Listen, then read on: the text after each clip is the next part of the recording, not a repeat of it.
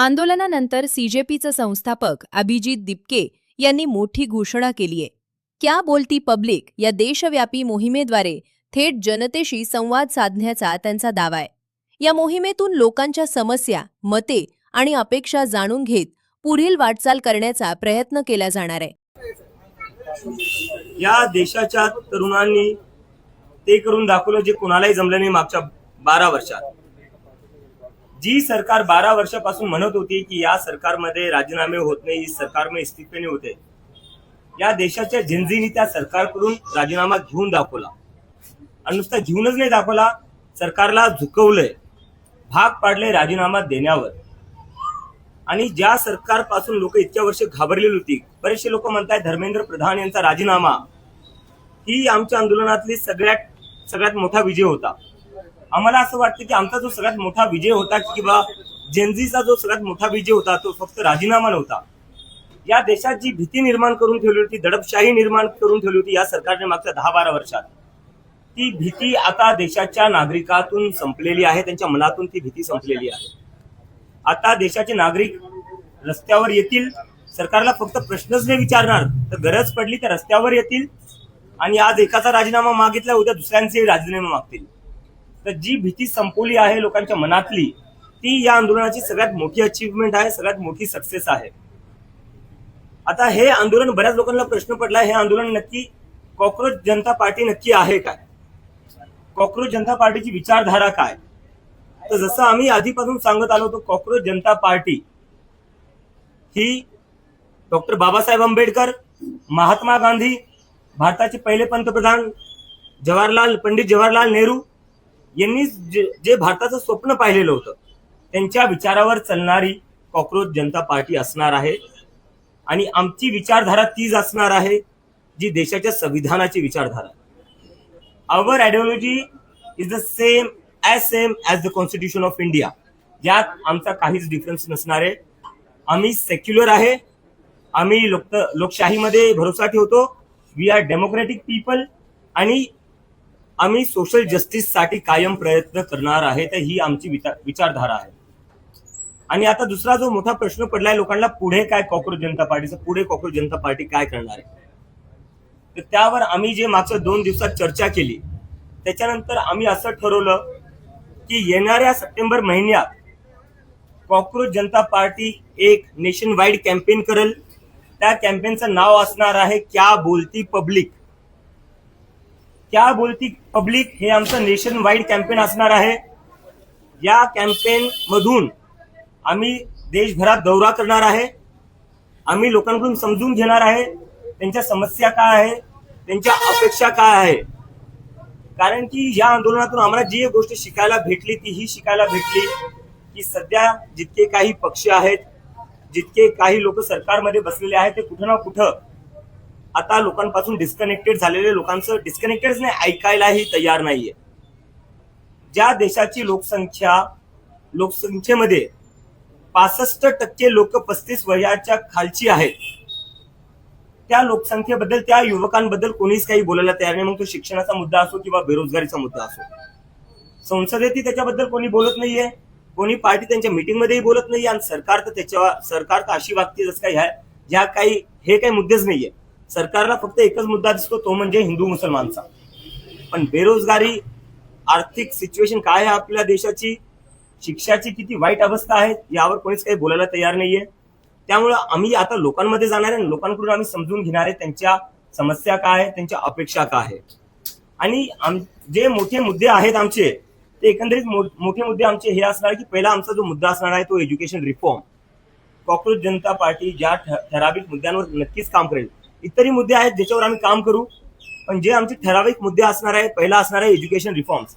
आज आपल्या देशात शिक्षण अनअफोर्डेबल झालेलं आहे.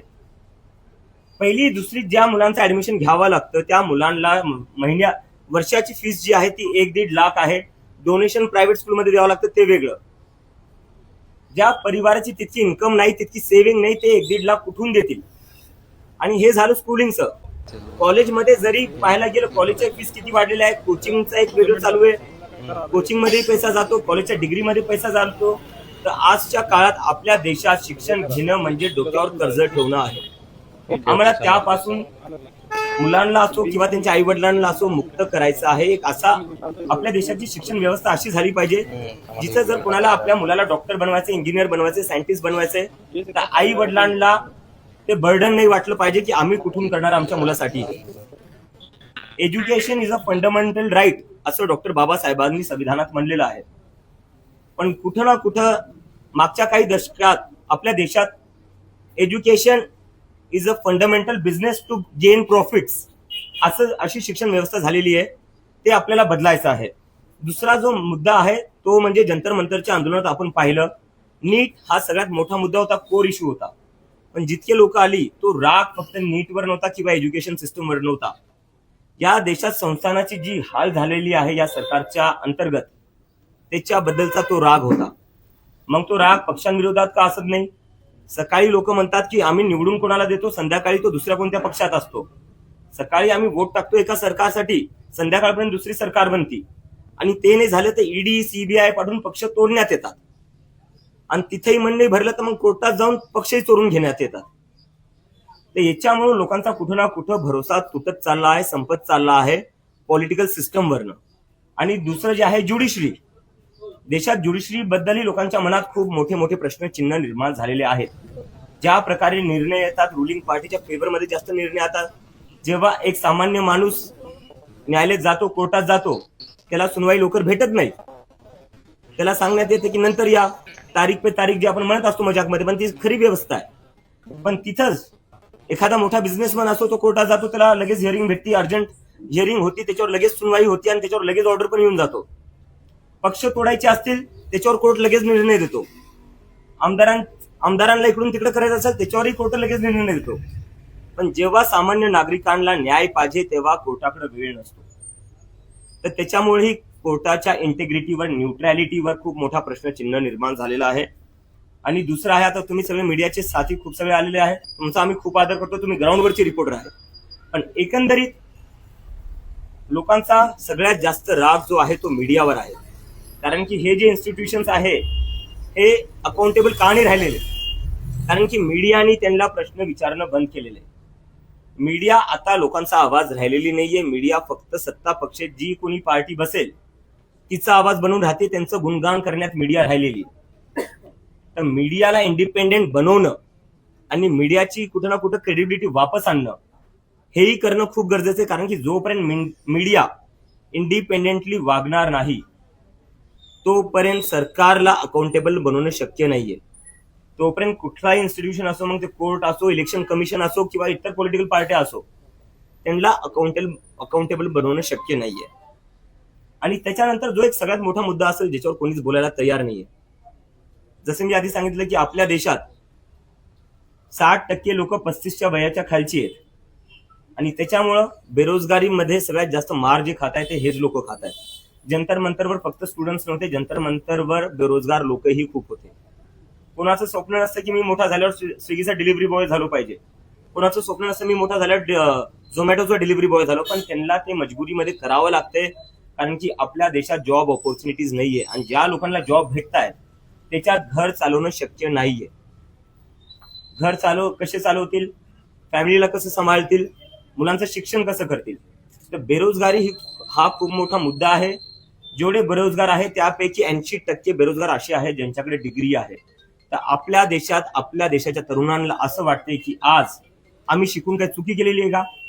कारण की जे लोक शिकले नाही, जे लोक कधी शाळेतही गेले नाही, ज्या लोकांनी कधी फॉर्मल डिग्री घेतली नाही, ते सरकार चालवत आहेत, ते निर्णय घेत आहेत.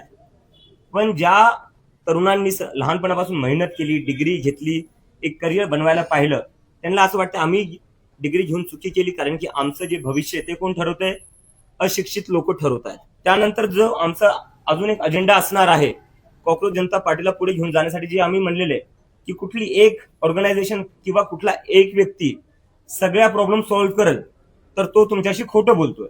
असंच खोटं देशाला 2014 मध्ये बोलण्यात आलं होतं की आता एक व्यक्तीला निवडून दिलं की आता हा आपला देश एकदम डेव्हलप नेशन होऊन जाईल, काशीचा क्योटो होऊन जाईल.